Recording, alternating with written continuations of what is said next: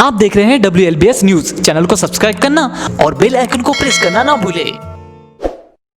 ऐसे विषय पर बात करने जा रहे हैं जो विषय इस समय राजनीतिक गलियारों में काफी गर्म है और कहीं ना कहीं विपक्ष जो है ये आरोप लगा रहा है कि जो भाजपा है वो लोकतंत्र की हत्या कर रही है। उसका आधार ये है कि कर्नाटक हो या मध्य प्रदेश हो या उसके बाद अभी ताजा उदाहरण राजस्थान का है, जहां पर जनता ने भाजपा के खिलाफ में वोट दिया और एक दूसरी सरकार को, दूसरे राजनीतिक दल को सत्ता सौंपी। लेकिन आखिर क्या कारण है? एक नहीं, दो नहीं, मध्य प्रदेश में अभी 26 विधायक ऐसे हैं जो भाजपा में चले गए हैं, जो भाजपा के खिलाफ में उन्होंने वोट लिया और जनता ने उन्हें वोट दिया भाजपा के खिलाफ में, और वो कांग्रेस से जीत के आए। लेकिन सरकार बनते से ही वे उन्हें कांग्रेस से मोह भंग हो गया और भाजपा में चले गए, जिसके कारण आपने देखा कि मध्य प्रदेश में कांग्रेस की सरकार चली गई। यही हाल राजस्थान में हो रहा है। आने वाले दिनों में अगर आप खबर सुनेंगे कि राजस्थान में भाजपा सरकार बनाने जा रही है या वहां पे मध्यावधि चुनाव होने वाले हैं या बहुत सारी ऐसी अटकलें लगाई जा रही है, तो ये अतिशयोक्ति नहीं होगी। आखिर ये सब मुद्दा क्या है? क्या जनता जिसे वोट दे रही है और विधायक, उसके बाद जनता का जो वोट है, जनता का जो भी माइंड है कि आप इस सरकार के खिलाफ हम आपको वोट दे रहे हैं, आप हमारी समस्याओं को सुने यार या विकास करें, उसके बाद विधायक जो है वो बिक जा रहे हैं, इस प्रकार की लोग बात कर रहे हैं। आखिर ये मुद्दा क्या है? हमारे बीच में है दो ऐसे कार्यकर्ता जो कि राजनीतिक कार्यकर्ता तो नहीं है। हालांकि जो राकेश महाले जी हमारे साथ जुड़ रहे हैं मध्य प्रदेश के सारणी से, उन्होंने चुनाव लड़ा है, वो राजनीतिक भी हो गए हैं आजकल और सामाजिक गतिविधियों में वो ज्यादा सक्रिय रहते हैं। उसी प्रकार से धर्मेंद्र जाटव जी, जो कि एक सामाजिक कार्यकर्ता है और राजनीतिक विषयों पे काफी लिखते हैं, काफी उस पर मुखर रहते हैं। यदि हम कहें कि राजनीतिक मामलों में एक विशेषज्ञता उन्होंने हासिल कर ली है, तो ये अतिशयोक्ति नहीं होगी। सबसे पहले राकेश जी और धर्मेंद्र जी, आप दोनों का बहुत बहुत स्वागत है। बहुत बहुत धन्यवाद। बहुत बहुत धन्यवाद। जी जी। धर्मेंद्र जी, सबसे पहले मैं आपसे जानना चाहूंगा राजस्थान में अभी क्या चल रहा है? देखिए, मैं मोटा मोटी आपको बात बता दूं कि ये जो सब कुछ जो पूरे देश में आपने इतने स्टेट का नाम गिनाया है, ये एक धनतंत्र के जो बनाया लोकतंत्र की जगह उसके साइड इफेक्ट है। इसमें मोटा मोटी हम ये नहीं कह सकते कि कोई एक पार्टी जिम्मेदार है। इसमें सभी पार्टियां, आज की तारीख में कोई भी ऐसी पार्टी नहीं है जो धनतंत्र के सामने सरेंडर नहीं कर चुकी है। तो ये उसी का साइड इफेक्ट है। अब हम बात करते हैं कि जो MP में हुआ और जो राजस्थान में हुआ, बेसिकली कांग्रेस का जो संगठनात्मक जो ढांचा, जिस तरीके से उनकी कार्यप्रणाली है, ये इसके जो भी आप घटनाक्रम देख रहे हैं, इसके कारण उसमें जो संगठन को जिस तरीके से चला रहे हो उसमें भी छुपे हुए हैं इसके कारण। जैसे कि मैं आपको ये जो राजस्थान, मध्य प्रदेश और छत्तीसगढ़ जो 3-4 स्टेट में 2018 में सरकार बनी, इसमें ये सोचना बिल्कुल भी गलत है कि ये कांग्रेस की अपनी या संगठन की, उनकी कांग्रेस की जीत थी। 2018 का वर्ष उस ऐतिहासिक आंदोलन का वर्ष भी है। 2018 में जो भारत बंद आंदोलन आपने देखा, जिसमें पूरा देश का दलित आदिवासी समाज सड़कों पे था, जो केवल ये भी जो केवल SC/ST एक्ट को खत्म किए जाने का विरोध में ही नहीं था। बेसिकली उनका जो गुस्सा जो लंबे समय से चला आ रहा है, गुस्सा जो संचित हुआ गुस्सा था, वो फूट पड़ा 2 अप्रैल को। ये आप इसको ऐसा कह सकते हैं कि बिना नेता के या बिना किसी नेतृत्व के वो सड़कों पर आ गया। तो उस आंदोलन का जो एक प्रभाव आना था, तो मैं समझता हूँ कि 2018 में जो कांग्रेस ने कुछ प्रदेशों में कमबैक किया, उस आंदोलन का एक बहुत बड़ा प्रभाव उसमें रहा।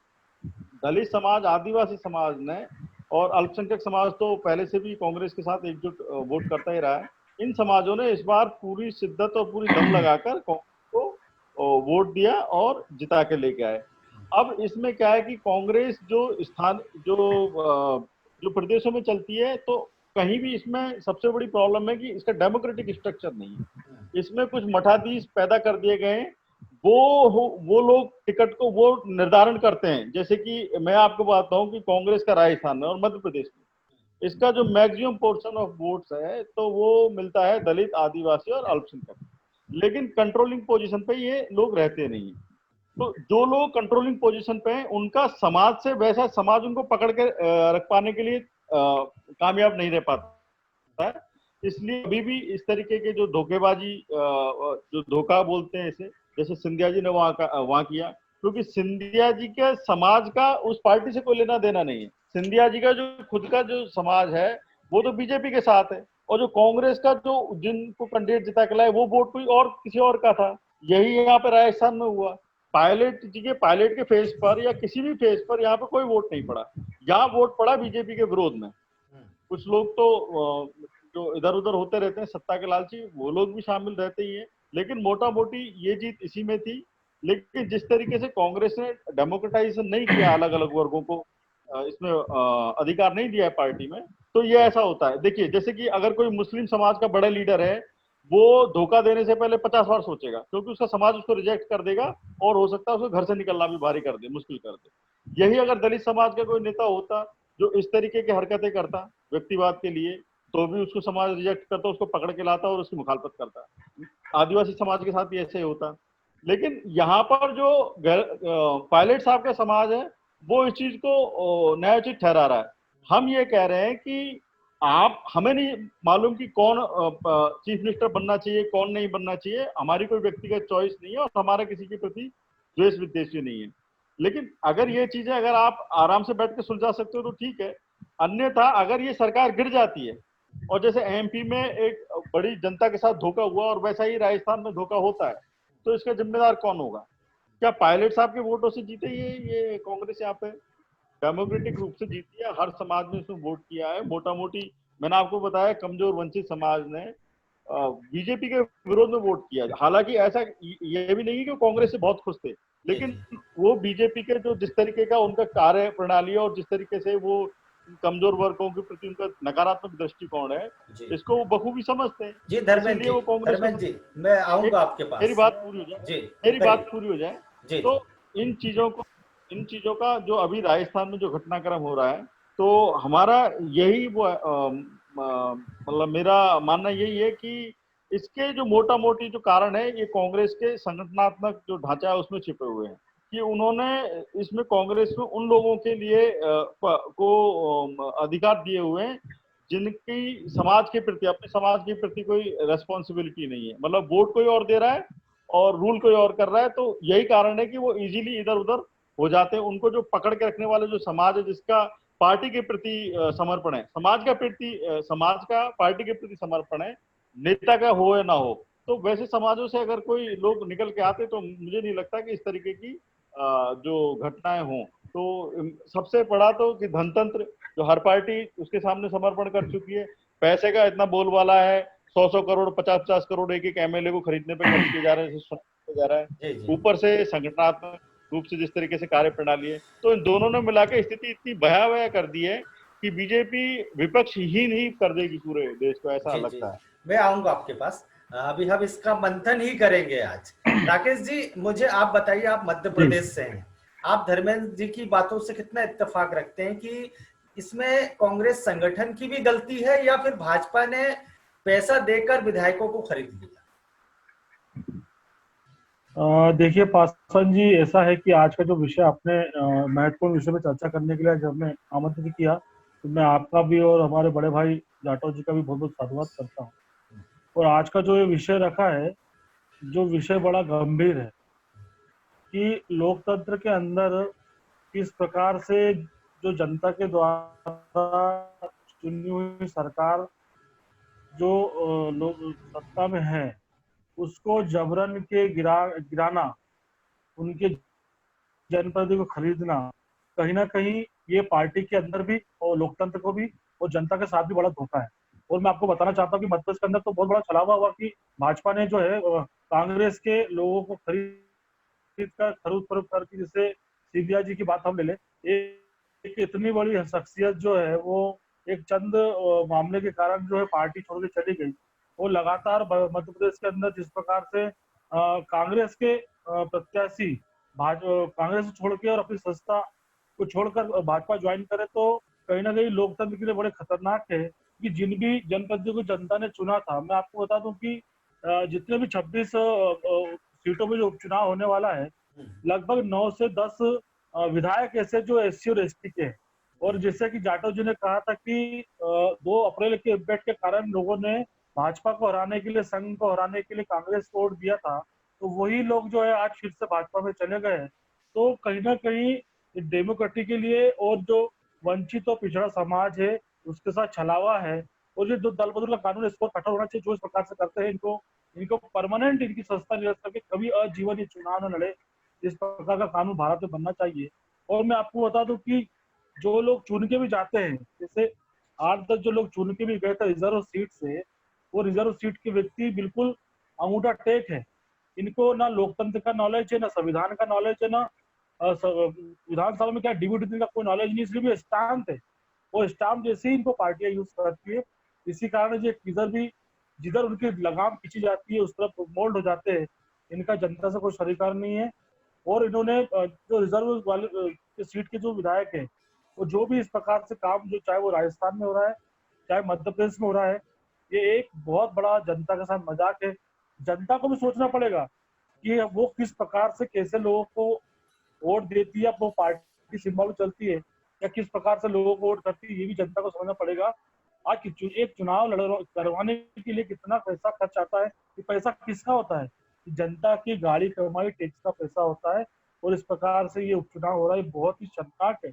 और मैं तो ये कहना चाहूंगा कि जो मध्य प्रदेश ही नहीं, राजस्थान के अंदर भी इन्होंने जो आरएसएस जो संघ ने और भाजपा ने जो खेल रचा है, निश्चित तौर पे आने वाले समय में इनको मुंह की खानी पड़ेगी। मगर एक जनता को भी एक मेरा सुझाव है कि वो भी सोच समझ के ऐसे लोगों का चुनाव करे जो न बिकने वाला हो। और न बिकने वाला समाज भी हम जैसे आप जैसे कार्यकर्ता को निर्माण करना पड़ेगा कि ना बिकने वाला समाज और न बिकने वाला हमारा जनप्रति हो, ताकि वो जनता के लिए और संविधान का काम कर सके। पासवान जी, आज जो मध्य प्रदेश के अंदर हुआ और राजस्थान में जो घटनाक्रम चल रहा है, तो इसका इम्पैक्ट पूरे सभी जगह देख रहे हैं लोग। कितना शर्मनाक ये चीज हुई है कि इस प्रकार से जनप्रति जो जनता के चुने जाते हैं, और इस प्रकार से जो है रातों रात जो है वो जिस पार्टी से चुने तो दूसरे पार्टी में चले जाते हैं। इन्हें तो मुंह दिखाने लायक नहीं होना चाहिए। इन्हें तो जो है इनका 10 साल के इनको अयोग्य घोषित कर देना चाहिए। चलिए ठीक है राकेश जी आपने बिल्कुल सही कहा। मैं आपके पास फिर से आऊंगा। धर्मेंद्र जी, आपने जो बातें बताई काफी गंभीर बात बताई और कहीं ना कहीं लॉजिकल है और प्रैक्टिकल सही हो रही है। और राकेश जी आपने भी जो बताया कि जो दल बदल कानून है, आपने ये बात उठाई कि उसमें कुछ ना कुछ बदलाव होना चाहिए। ये बात आपकी सही है, लेकिन एक बात ये है धर्मेंद्र जी और राकेश जी, कहीं ना कहीं जनता ही सर्वोपरि है लोकतंत्र में। यदि जनप्रतिनिधि विश्वासघात कर रहा है, जनप्रतिनिधि यदि धोखा कर रहा है जनता के साथ, उसके साथ कहीं ना कहीं उसके वोट जो जिस सोच के साथ दिया था, तो जनता क्या सबक सिखा सकती है इन उपचुनाव में? जनता तो फैसला करेगी, अंततोगत्ता सबको जनता के पास ही जाना है। लेकिन ये सिलसिला ऐसे खत्म नहीं होगा। जैसे कि आपने बताया कि दलित प्रतिनिधि जो टिकट दिए गए दलित उम्मीदवारों को, वो ऐसे लोग थे जिनका उनको थोप दिया गया दलित समाज पर एक तरीके से। तो ये कैसे होता है? बेसिकली जो इनका जो मैंने बताया ना कि अलग अलग स्टेट में कुछ मठाधीश इनकी पार्टी चलाते हैं। जैसे राजस्थान में 2-3 मठाधीश हैं, मध्य प्रदेश में 2-3 मठाधीश हैं। तो बेसिकली जो पार्टी का प्लेटफॉर्म है वो अलग अलग समाज को अपने प्रतिनिधि भेजने के लिए नहीं है। कुछ एजेंट भेज दिए जाते हैं कि आप उनको जिता के लाओ। मेरी आप बात समझ रहे हैं कि जो पार्टी का प्लेटफॉर्म, कोई भी डेमोक्रेटिक पार्टी का प्लेटफॉर्म इस पर्पज के लिए होना चाहिए कि समाज, अलग अलग समुदाय अपने अपने प्रतिनिधि को वहां भेजें, उनकी बात रखने के लिए, ये सदन में भेजें, विधानमंडलों में भेजें। बेसिकली हो इसका उल्टा रहा है। जो मठाधीश सिस्टम है कांग्रेस का, और जो अभी सभी पार्टियों में मठाधीश ही हो गए, तो वो लोग अपने अपने गुर्गे सेट करते हैं। उनके समाज के प्रति कोई उनकी जवाबदेही नहीं होती है। उन लोगों को टिकट दे दिया जाता है। अब वो मजबूरी ऐसी बन जाती है, या तो आप बीजेपी को लेके आओ, और अगर हमने तो इसको टिकट दे दिया वरना इसको जिताओ। हम तो साफ साफ मतलब कांग्रेस ने जो 2018 में, मैं राजस्थान की बात बता रहा हूँ, और मैंने एक वीडियो भी किया था इसके लिए कि अगर आप इंटरव्यू करें तो राहुल गांधी जो खुद शर्म से वो अपने आप को बंद कर दें पूरे देश में घूमना। आपने दलित प्रतिनिधि या दलित उम्मीदवार इतने घटिया छाटे आपने, 1-2 दुक्के चौक को छोड़ के, जबकि ऐसा नहीं है। खुद कांग्रेस के पास यहाँ पे बहुत अच्छे अच्छे दलित कैंडिडेट हो सकते थे। मैं खुद उनको व्यक्तिगत रूप से जानता हूँ, लगातार 5 साल सक्रिय रहते हैं और उनको ठीक है कि मीडिया उतना पॉपुलराइज नहीं करता है या उस तरीके से वो मजबूत पैसा नहीं है उनके पास धन बल की वो अपना एक प्रभाव बड़े स्तर पर दिखा सकें, लेकिन उनका काम बहुत अच्छा है, अच्छी समझ भी रखते हैं। लेकिन कांग्रेस वैसा ना करके मतलब कि दलित जो उनकी जो लीडरशिप आनी चाहिए कमजोर समाज की, उसको क्रश करने का काम करते हैं।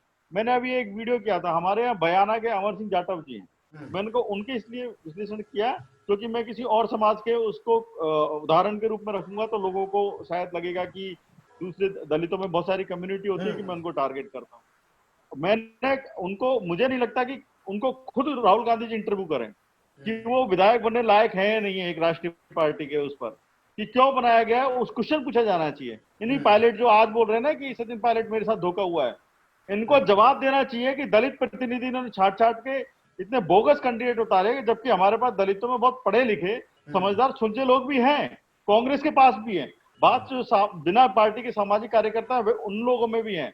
लेकिन जिस तरीके का जो उन्होंने अपने अपने गुर्गे सेट किए कि उनको जहां भी बैठाएंगे, अगर मैं कह रहा हूं कि अगर यही अमर सिंह जाटव अगर समाज का प्रतिनिधि होता तो इतनी हिमाकत ही नहीं कर पाता कि वो समाज के साथ धोखा कर पाए। लेकिन अभी उनको तो लाने बनाने वाला कोई और है, खुद उनकी कोई काबिलियत है नहीं, कभी समाज के पास गए नहीं, कोई उनका कोई पॉलिसी मेकिंग या किसी भी उसमें कोई ना तो बहुत बड़े वक्ता है, कुछ भी नहीं है।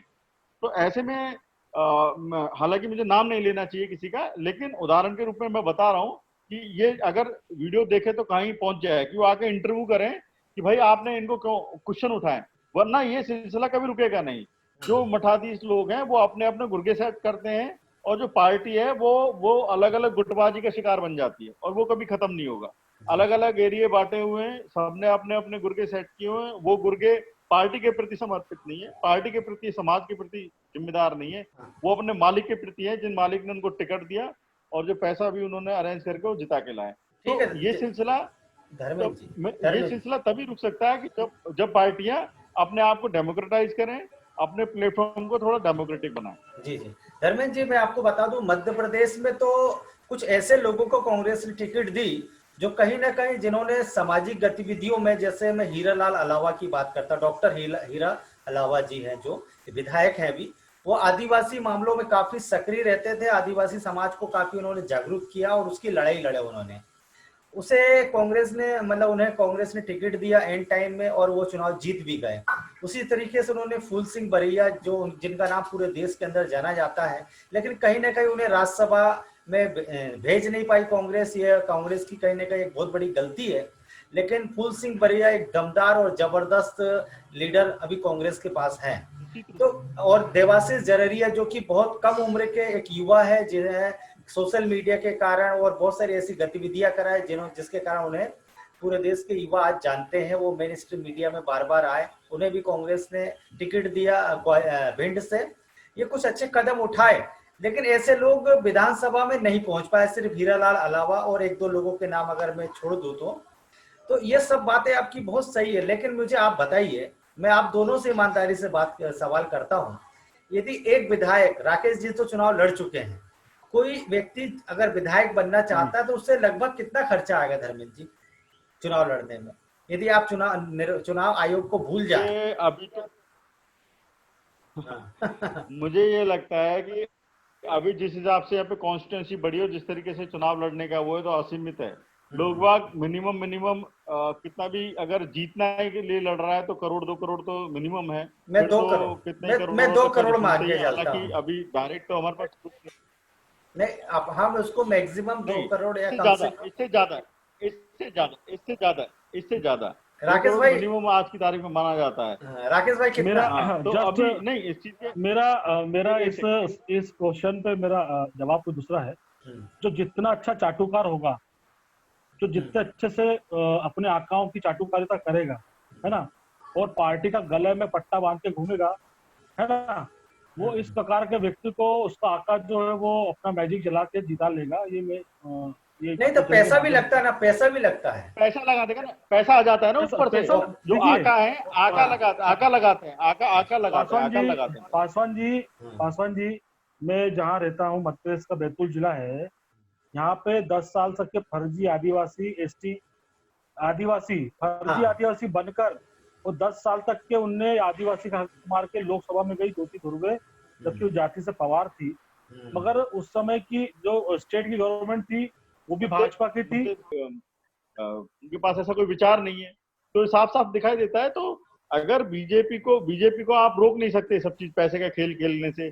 आपको लोगों को ट्रेंड करना पड़ेगा, आपको उनके जो वास्तविक प्रतिनिधि उनको निकालना होगा। अच्छा, एक बात कहिए, जो व्यक्ति अगर 20 साल से लगातार संघ भाजपा के खिलाफ लड़ रहा है, वो धोखा देने से पहले एक बार तो सोचेगा। अब जैसे कि मैं बहुजन राजनीति से निकल के आता हूँ, अभी मैं किसी पार्टी में नहीं हूँ, तो मेरे को दूसरी पार्टी में अगर मुझे जाने का मन भी हो तो मुझे बहुत सारी चीजें सोचना होगा, क्योंकि मुझे ऐसा लगेगा कि मैं कहीं वैचारिकता से समझौता तो नहीं कर रहा हूँ, या ये जनता के साथ धोखा है। उसे कोई फर्क नहीं पड़ता, वो जानता है कि मैं अगली बार फिर 10 करोड़ रुपए खर्च करूंगा और फिर वहीं से जीत जाऊंगा, क्योंकि वहां पे जो छोटे छोटे नेता हैं उनको भी मैनेज कर लिया जाता है। तो जिस तरीके का हमने पॉलिटिकल जो एक कल्चर पैदा किया है, उसमें अगर हम बदलाव नहीं करते हैं तो आने वाले 20-25 साल तक मुझे नहीं लगता कि आरएसएस और बीजेपी को कोई चुनौती अभी दिखाई दे रही है। ठीक है धर्मेंद्र जी, आपने जो बात कही ठीक है, मानता हूँ, लेकिन इसका समाधान मेरे ख्याल से जनता के पास तो होना चाहिए कि जनता को समझना पड़ेगा कि वो जिन जनप्रतिनिधियों को चुन रही है, अब दोबारा वो चुनाव लड़ने जा रहे हैं ना। सवाल ये उठ रहा है, अब वो दोबारा चुनाव लड़ने जा रहे हैं। राकेश भाई ने जैसे बताया, आपने भी बताया कि 2018 में SC/ST एक्ट में जो बदलाव हुआ था और उसके पहले से जो एक बहुत बड़ा लोगों में आक्रोश था, वो इस चुनाव में फूटा, इसलिए लोगों ने भाजपा के खिलाफ वोट दिया। अब जिनको भाजपा के खिलाफ में वोट दिया, अब वो ही भाजपा के समर्थन में चुनाव लड़ने जाएंगे, वोट मांगने जाएंगे। कि हमारी जनता को हमने ट्रेंड इस तरीके से कर दिया है कि बातों का वजन कोई महत्व नहीं रखता है। वो माहौल जो पैसों से क्रिएट किया जाता है, वो माहौल, गाड़ी घोड़े लगाना, बहुत सारे लोगों को फील्ड में उतार देना, तो वैसे में आप और हम जैसे लोग अगर उतरते भी हैं चुनाव में, तो उन लोगों की आवाज कहीं दबी दबी रह जाती है। उन लोगों को ये लगता है कि ठीक तो है, इंसान तो ठीक है, लेकिन शायद जीत नहीं पाएगा, क्योंकि एक वो माहौल क्रिएट नहीं कर पाते जो पैसे से होता है। तो सबसे पहले तो जनता को जो ये बहने वाली माहौल जैसी चीजें को जो अति से महत्व दिया जाता है, ये जनता को रोकना पड़ेगा। और निश्चित रूप से जिन लोगों ने बीजेपी को हराने का काम किया, वो निश्चित रूप से फिर से बीजेपी को हराने के लिए वोट करेंगे, ऐसा मेरा आइडिया है। लेकिन फिर भी जिस तरीके से सरकार गिरा के फिर से बीजेपी की सरकार बनी है मध्य प्रदेश में, और मैं गुना वहां पे गया, तो वहां के हमारे जो बीजेपी के विरोध में जो लोग बाग संघर्ष कर रहे थे, उनके अंदर एक डर है कि अगर बीजेपी अगर सरकार बना जाती है और ये उपचुनाव जीत जाती है, तो वो उनके साथ में उनसे बदला लेगी, उनको परेशान करेगी। तो एक जो मनोबल था, वो मनोबल कहीं टूटा हुआ नजर आया। जो बहुत सारे मैं साथियों से मिला वहां पे, जो संघ भाजपा के खिलाफ काफी समय से लंबी लड़ाई लड़ रहे हैं, तो उनका मनोबल कैसे रहेगा जब उनको ये विश्वास ही नहीं है कि हम लोग सरकार बना लेंगे, फिर से कोई कांग्रेस का कोई आदमी, अंदर का ही आदमी तोड़ के निकल जाएगा, कब खत्म हो। ये तो जो कांग्रेस, जो विपक्ष के जो लीडर हैं बड़े, जो पार्टी को हैंडल कर रहे हैं, उन लोगों को समझना चाहिए कि वो इस तरीके के लूप होल्स ना छोड़े जिनका भाजपा फायदा उठाए। ठीक है धर्मेंद्र जी, मैं आपकी बात मान रहा हूँ। हाँ, मैं राकेश जी आपके पास आ रहा हूँ, लेकिन मैंने जो सवाल आप दोनों से किया था कि 2 करोड़ इस प्रकार लगभग पैसा लगते हैं, हम चुनाव आयोग के जो आंकड़े हैं, जो बंदिश है, उसे भूल जाए। ऐसा लोग कहते हैं कि 2 करोड़ से ज्यादा एक व्यक्ति को चुनाव जीतने के लिए, चुनाव में प्रचार प्रसार करने के लिए खर्च करना पड़ता है।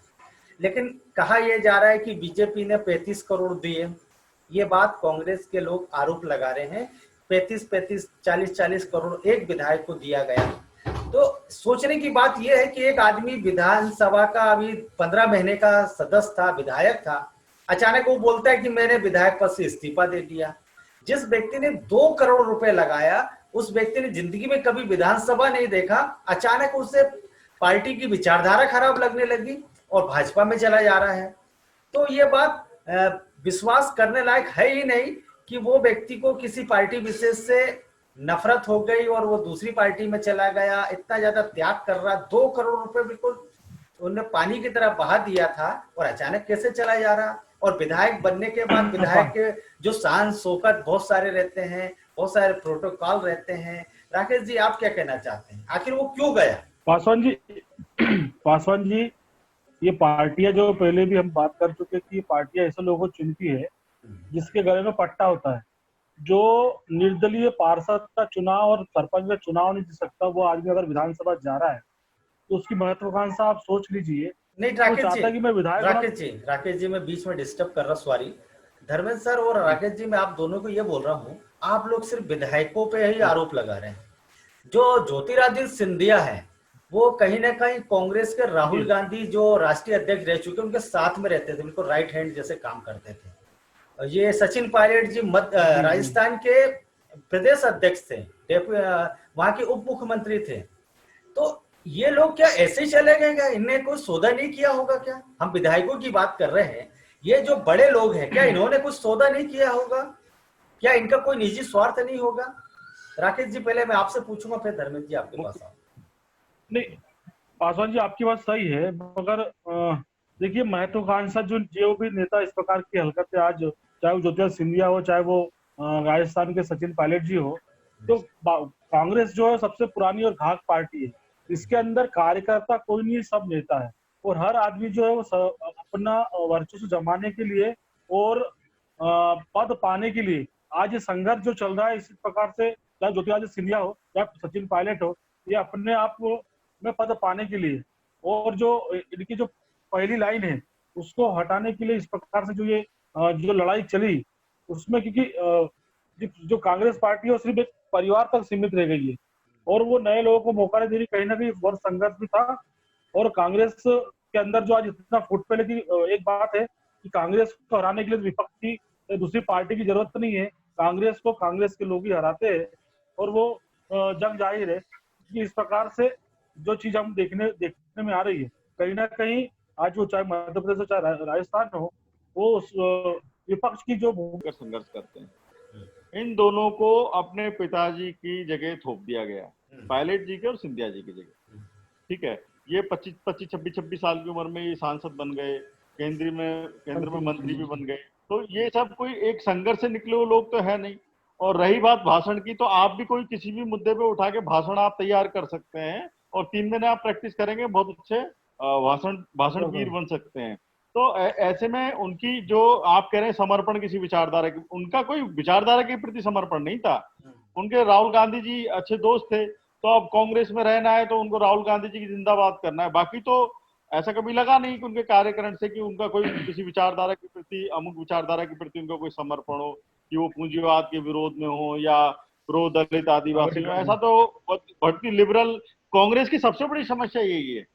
कांग्रेस का अभी के समय में आपको पता है, बीजेपी के पास जो एग्जिस्टिंग जो सांसद है उनमें 120 से ज्यादा सांसद तो कांग्रेस के दिए हुए हैं।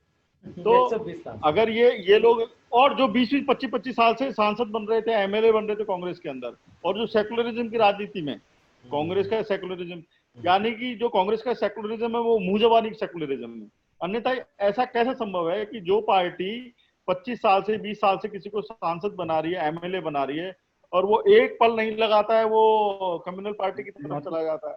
तो ये हमें ये सोचना पड़ेगा कि ये जो गणतंत्र के प्रभाव में जो पार्टियां गोल चक्कर घूम रही हैं, कि समर्पण के साथ जो उनके कार्य, कांग्रेस के खुद अभी कांग्रेस के पास संगठन नहीं है। क्यों नहीं है? क्योंकि कभी किसी जमाने में कार्यकर्ताओं को महत्व मिलता था, उनमें से एमएलए एमपी बनते थे, आगे बढ़ते थे, तो लोगों के पास, कार्यकर्ताओं की पार्टी के पास भीड़ हो जाती थी।